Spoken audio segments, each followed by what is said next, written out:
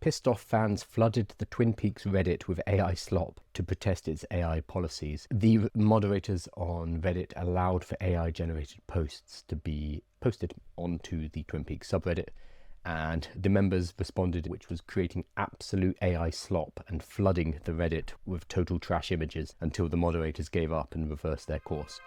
Good morning, everybody. This is the final AI with Kyle news update. We've had a relatively busy week in terms of investment and also some models. We had the new Qwen releases coming out over this week, about 6 new models from Qwen, which I highly recommend you go and check out.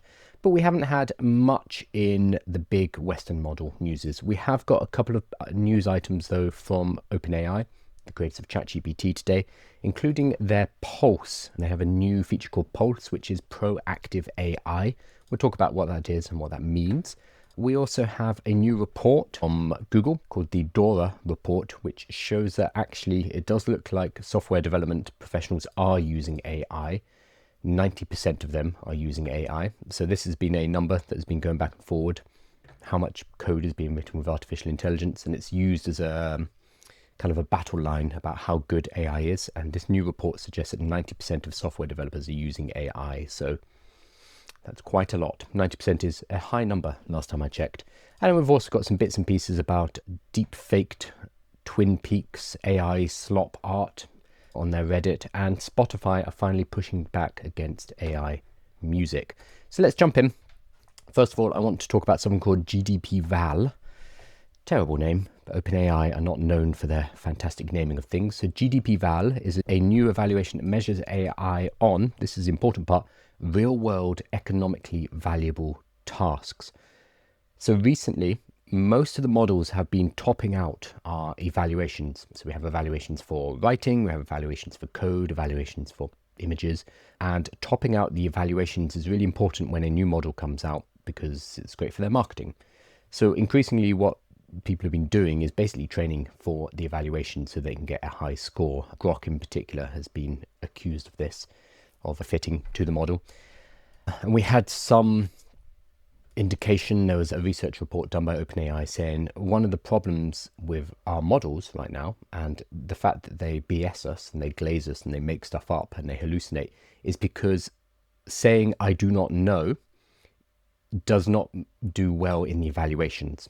If you say I don't know the answer to that in the evaluations, you get a score of 0. Whereas in the evaluations, if you make something up that sounds reasonable, there's a chance of a non-zero score. So evaluations as a whole are quite damaging to the industry because they're things, the models are, it's like when we study for exams and then we forget everything after the exam, and they are creating models that act in a certain way, which is only good for the evaluations. So there's been a lot of criticisms about evals, and I think for good reason.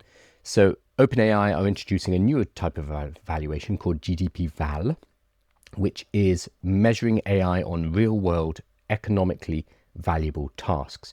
So not just are you good at doing the evaluation, but are you good at doing tasks in the real world? Much more useful. So evals ground progress in evidence instead of speculation and help track how AI improves at the kind of work that matters most. Does it exist? I don't know if they've run anything on it. Let's pull it up. Here we go, GDP-Val. No, it looks like it's a paper at the moment.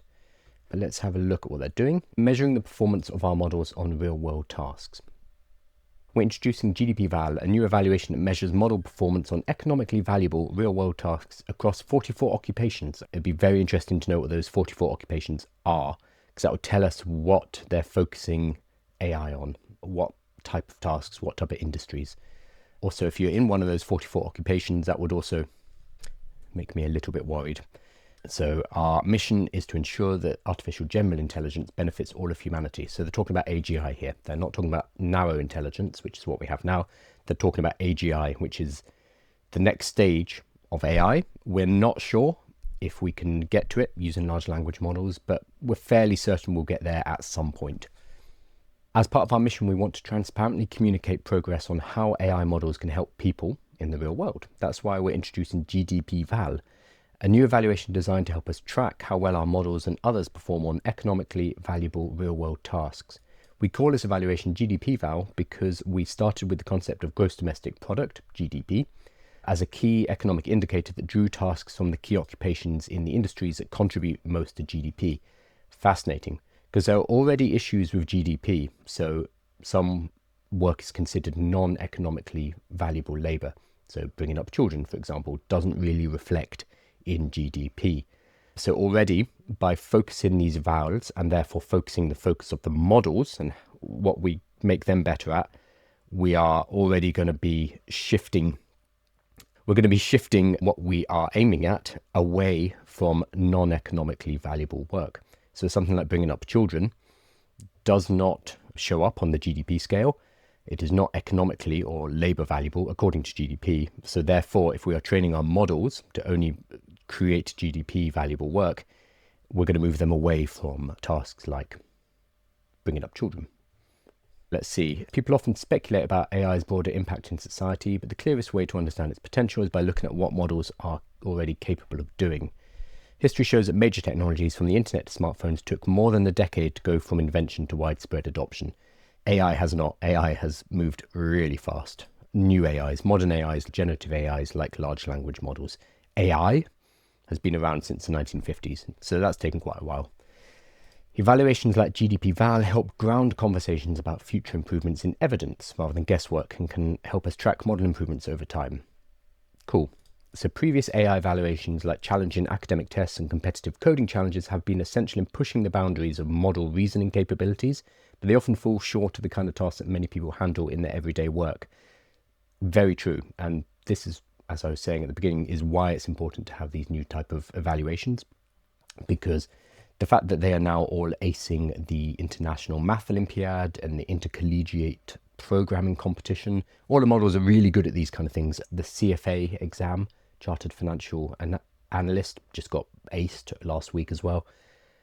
All the models can do all of these tests now, pretty much, or they will be able to do so in a few months. So these kind of academic tests and competitive coding challenges won't make sense in 6 months' time because AIs are already better than all of these things. Also, the fact that they're good at the International Math Olympiad is one thing.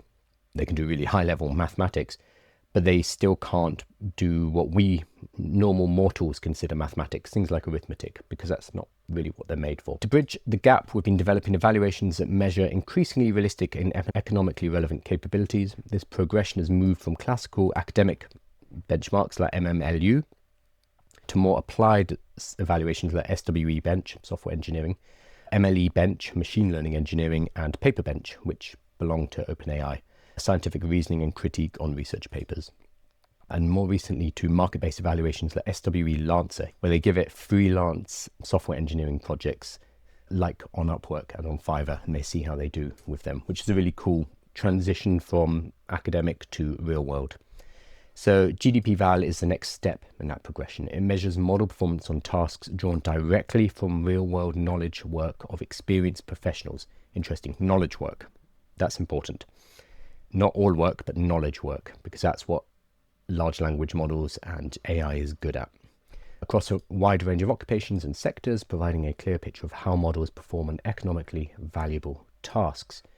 Evaluating models on realistic occupational tasks helps us to understand not just how well they perform in the lab, but how they might support people in the work they do every day. This is fantastic because sometimes a model will come out and it will have a score at the top of all the evals, but when we, normal people, use it, we're like, oh, that's a bit rubbish, because they've got very good at doing tests, but not necessarily helping us in everyday life.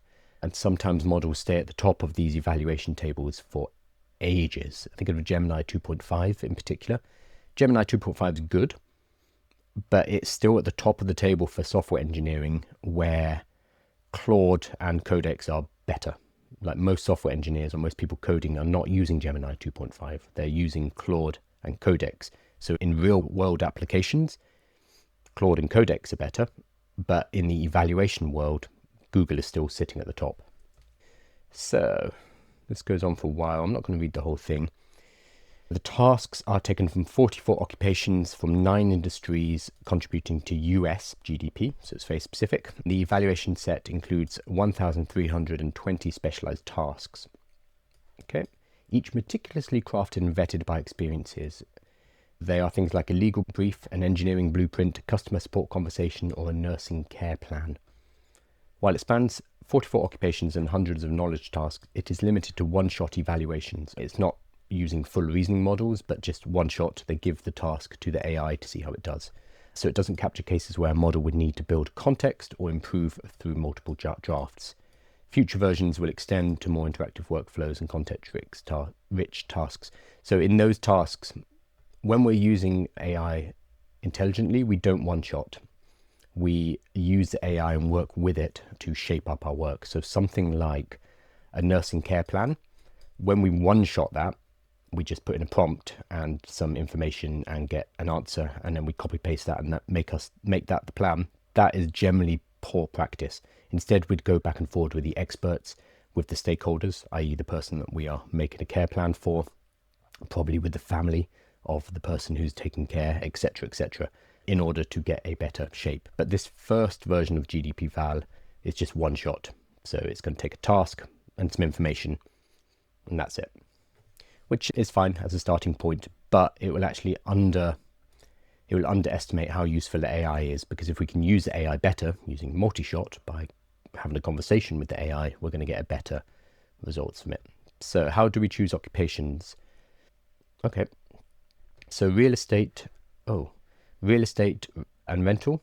So concierges, property, real estate, community association managers, real estate sales brokers, and counter and rental clerks. Government recreation workers, I don't know what that is. Compliance officers, first line supervisors of police and detectives.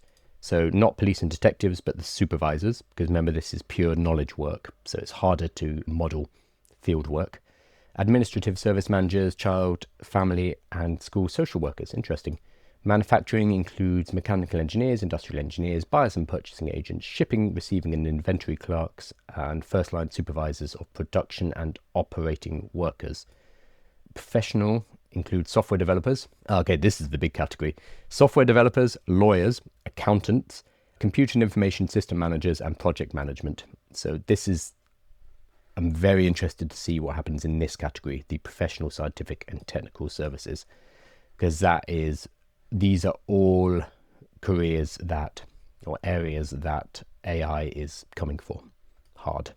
Healthcare, registered nurses, nurse practitioners, medical and health service managers, first-line supervisors of office administrative support workers, so admin, and medical secretaries and administrative assistants. No doctors, interestingly. So they've gone for registered nurses and nurse practitioners. I'd love to know why not doctors in this case.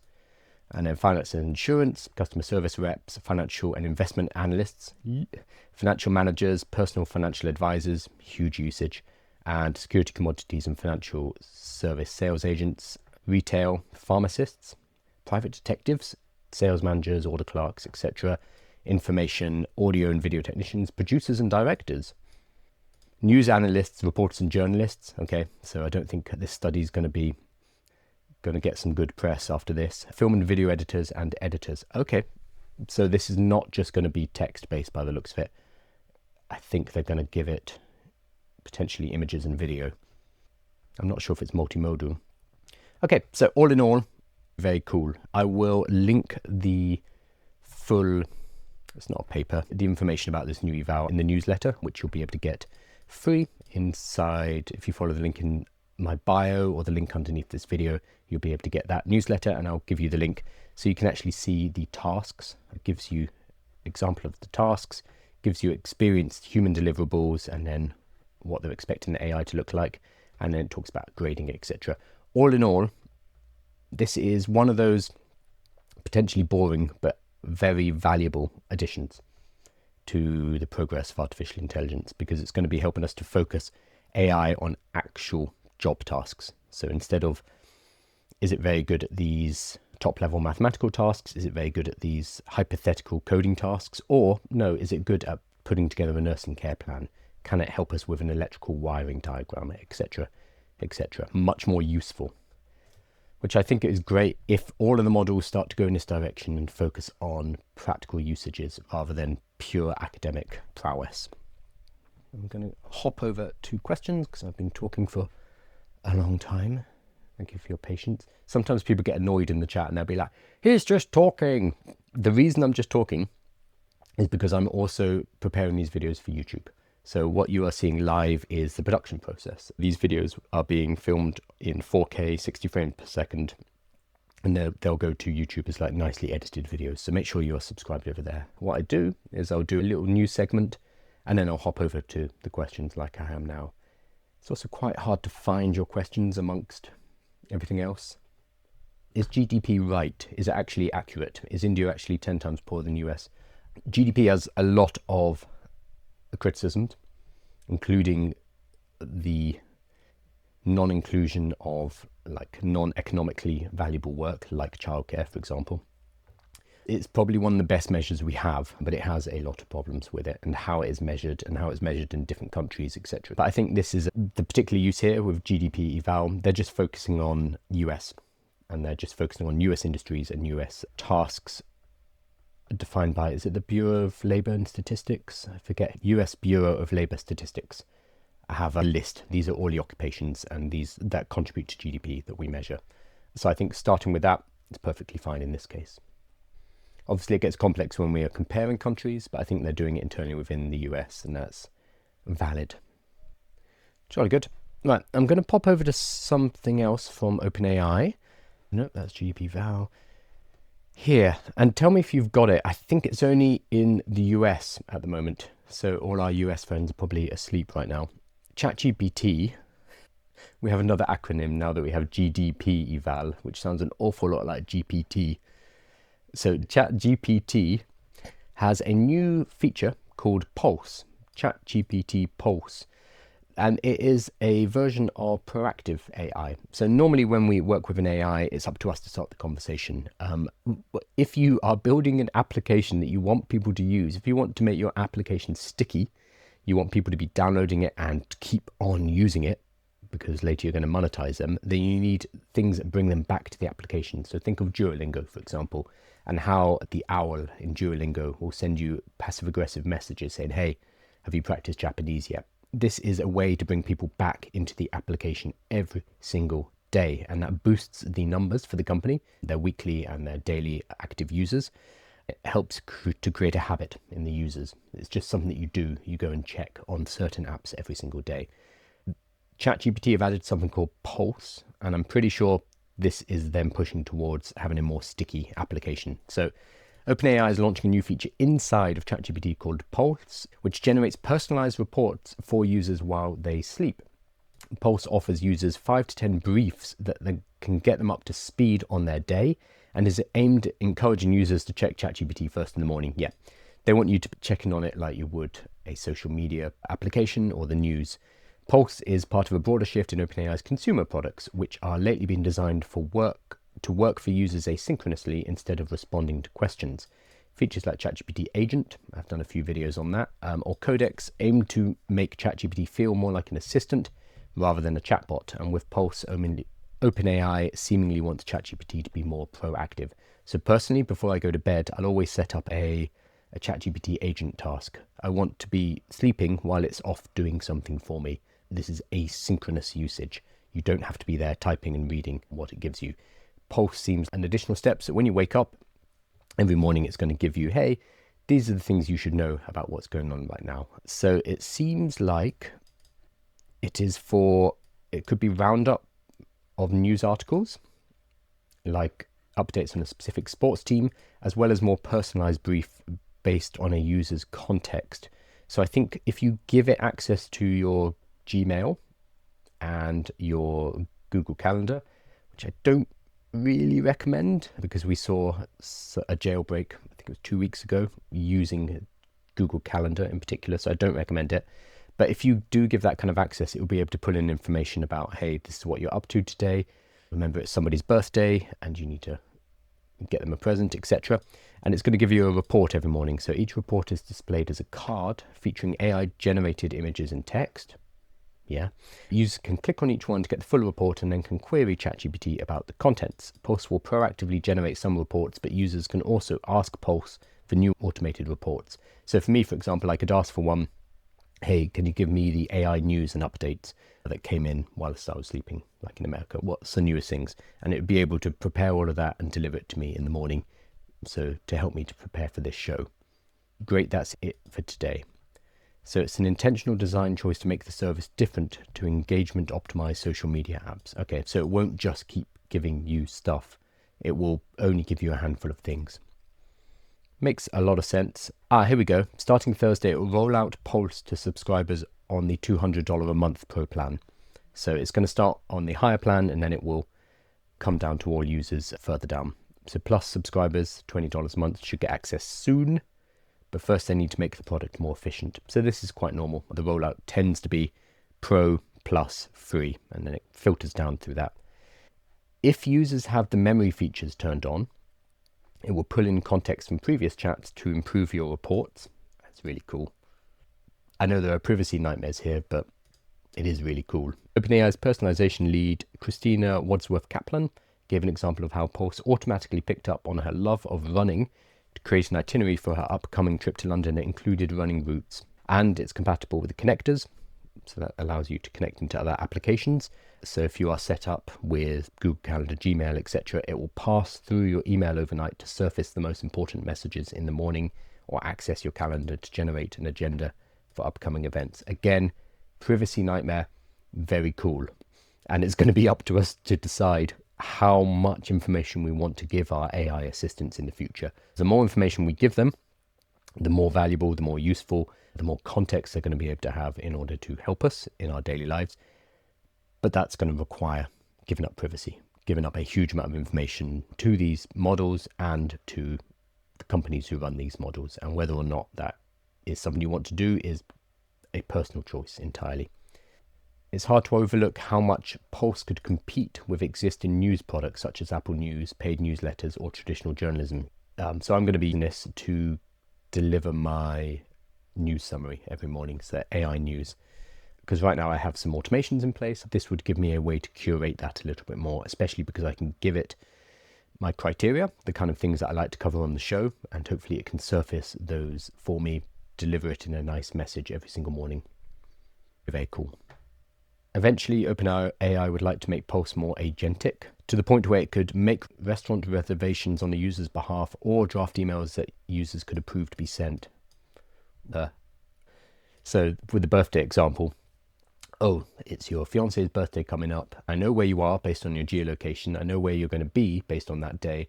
I have access to your calendar, so I know what times you're going to be free. Would you like me to book in this restaurant at this time? I know that you and your fiance went there before, 2 years ago, so maybe it'd be like, it would have this information and this context. Hell, if I had put in a chat maybe the year before saying I need great reservation places for an anniversary dinner that I'm going to have, it would have that information and it would have the 5 restaurants that we discussed. Maybe it knows which one we went to, but it still has those other 4 recommendations. So it would be able to say, hey, why don't you try out XYZ, that restaurant? And while I'm sleeping, it could go and agentically check the reservations and check if there's any availability on that day. Again, the more we give away in terms of our private information, the more powerful these tools become. But it's always going to be a balance. But yeah, we could do some very cool things with this. Oh, this TechCrunch article ends with, but such features may be a long way out and would likely require OpenAI's agentic model to improve a great deal before users would trust it with such decisions. I think we overestimate people's privacy, or how much people care about privacy. Because I looked yesterday at the app Neon, which is number 2 in the App Store in the US, which basically records your private telephone conversations and then pays you when it sells those recordings to AI companies. And it pays you 30 cents per minute, up to a maximum of $30 per day. So that's 200 minutes of calls. So if you're on the phone for, 3 hours, you can make $30. But that's $900 a month, which is not bad. Not bad at all. I'm sure that will go down. But people are very willing to sell their private information or to give companies access to their private information. So we talk about privacy and the horrors of giving away our data, but I think that a lot of people do not care. And the fact that Neon is company number 2 in the social media category on the App Store suggests that as well. You give them a small monetary incentive to give away their data. Absolutely. Take it. Take my recordings. Train on my voice. Who cares? Is it true Copilot is now given ChatGPT style responses? Copilot, the Microsoft Copilot 365. Yesterday they launched Claude, or the Anthropic models inside of Copilot. So it should be a lot better now, because previously it was not great. Sorry, Microsoft, it wasn't though, which is why you've added Claude. Cognition, I guess Pulse completely replaces RSS feeds. Yeah, RSS is a weird one as well, because since they killed Google, what was it called? Google Feed Reader? I was looking at killed by Google yesterday. What's the RSS one? Google Reader. God, it was killed 12 years ago. Google Reader went from 2005 to 2013, and it was killed 12 years ago, and it was an RSS atom feed aggregator.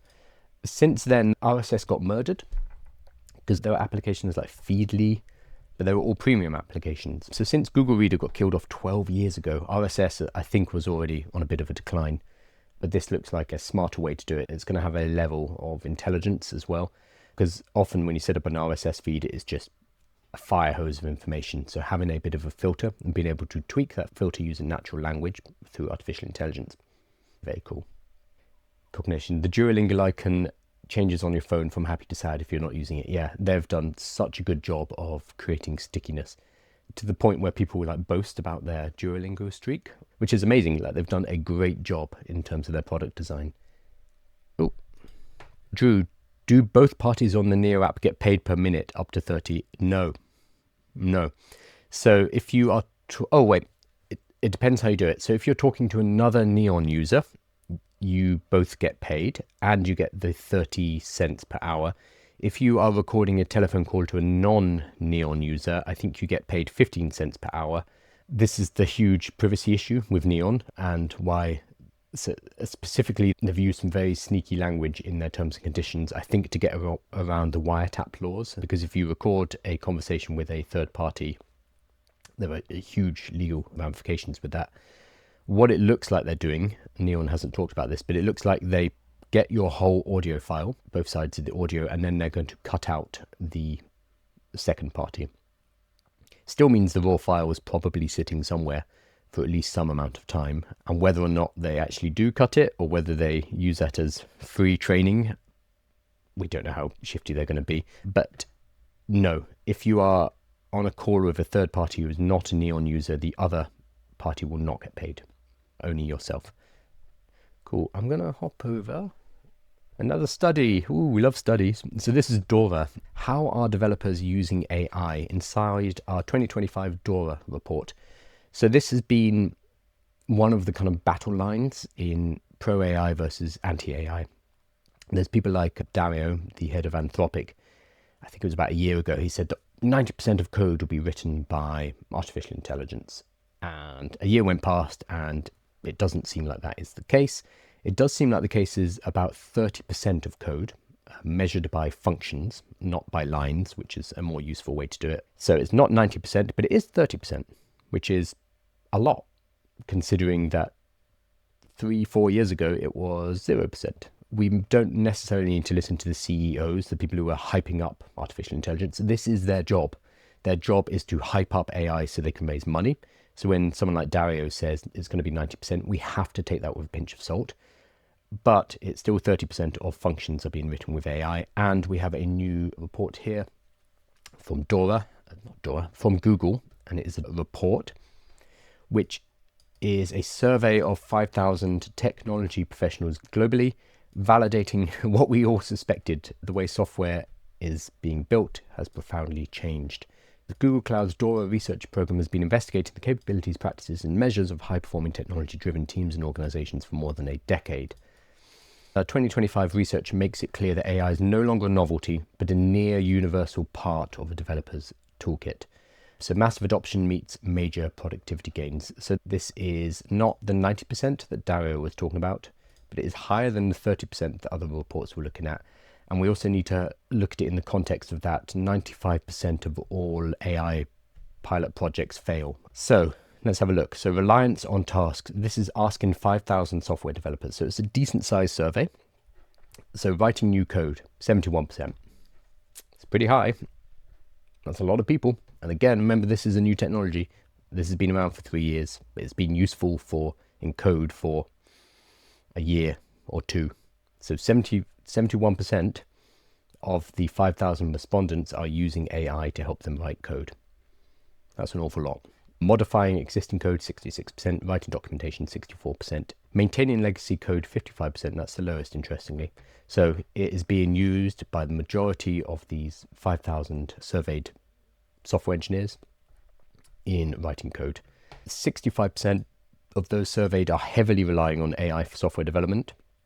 37% reporting a moderate amount of reliance. 20% a lot and 8% a great deal. A lot of people are using AI, let's put it that way. Are they finding it useful? Yes, significant productivity gains. Over 80% of respondents indicate that AI has enhanced their productivity, and 59%, 60% reported a positive influence of AI on code. Obviously, we can have a look at the methodology of how they ran this report, but this looks pretty sweeping. They've asked 5,000 software developers, technology professionals. So we'd have to question, what is a technology professional? Who does that include? And this is globally. And it seems like a lot of them are using AI for code.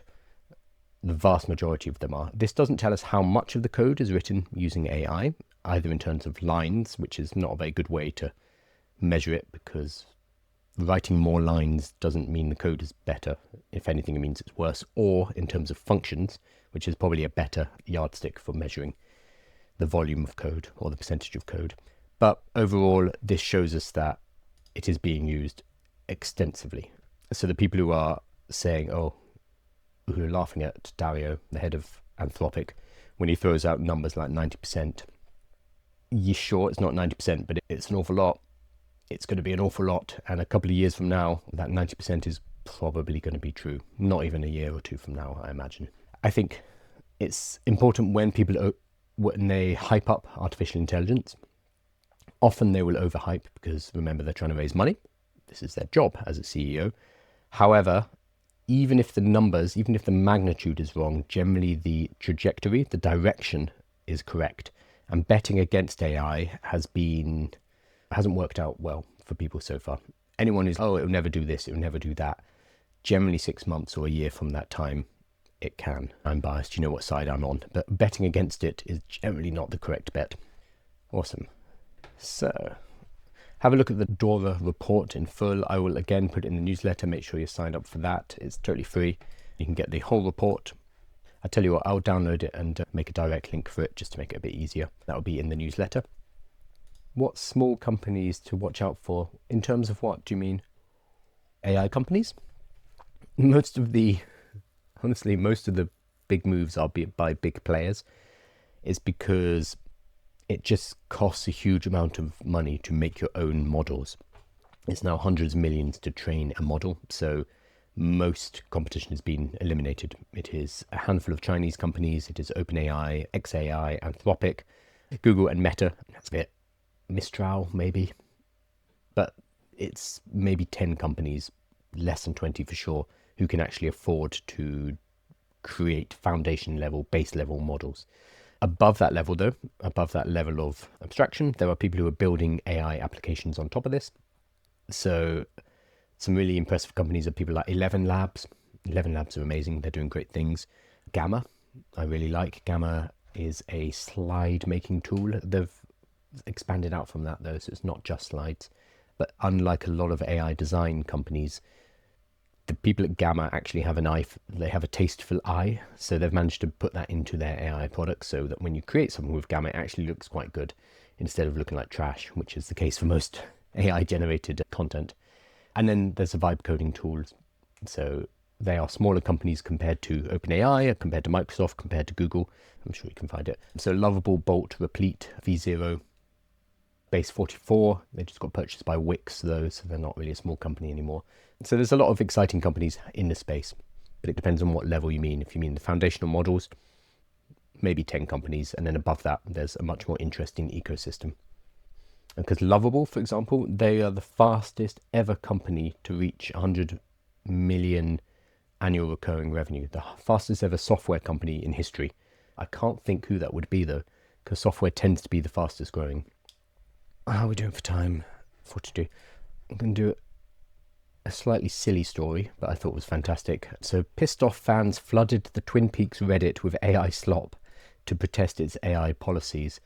The moderators on Reddit allowed for AI-generated posts to be posted onto the Twin Peaks subreddit, and the members responded in the most wonderful way possible, which was creating absolute AI slop and flooding the Reddit with total trash images until the moderators gave up and reversed their course. So people on Twin Peaks, r/Twin Peaks, flooded the subreddit with AI slop images of FBI agent Dale Cooper and ChatGPT generated scripts after the community's moderators opened the door to posting AI art. The tide of terrible Twin Peaks related slop lasted for about 2 days before the moderators reversed their decision and deleted all the AI generated content. I just love the way of protesting AI by flooding the place with AI. I just thought it was so funny. Unfortunately, most of the images have been deleted, but there are some pretty good ones. I don't even know what these mean. Oh, this is Agent Dale Cooper hitting the griddy, I think. I can't even tell. Yep, it's absolute slop. But I think this is one of the best anti-AI protests I've ever seen, is using AI to absolutely flood a place, which you can do with AI because it's very efficient at making crap as well. About code, yep. It goes to show that what our data is worth to them, yes. So the Neon telephone data, the fact that they pay you, the user, 30 cents per minute of your recorded private conversation, they pay you 30 cents up to $30 a day for 200 minutes. That means that they are then turning around to the AI companies and probably selling that for each minute for $1, $2, like a lot more. They're going to be making a margin on that 30 cents for sure, which means that AI companies are willing to pay quite a lot for that information, for your private conversations. And the reason for that is they need new content. Already, the whole internet has basically been put into the language models. Already, I'm sure all films and audio books, TV series, etc. have been fed into the audio models as well. So they need new sources of audio constantly. And they want more natural sources of conversation. So hence recording telephone calls and paying you 30 cents per minute for your telephone calls. Now, I'm sure somebody's going to set up an AI which would then have telephone calls and then sell those transcripts back to Neon, which would be very similar to the protests we see with the Twin Peaks story that we just looked at, is using AI to foil AI companies and foil AI moderators, in which I'm fully in support of that because it's chaotic good. So therefore, I'm going to wrap up. The videos will all be on YouTube, so a cleaned up, edited version of the stories that we have covered. They're much, much easier to find over on YouTube. They will also be put into the newsletter. The newsletter comes out every single morning at 8 a.m. It has a written summary of what was discussed in the previous live stream, as well as links to the videos directly. So that allows you to keep up with everything without necessarily having to tune in every single day. Make sure you're subscribed to the YouTube, make sure you're subscribed to the newsletter, and have a lovely weekend.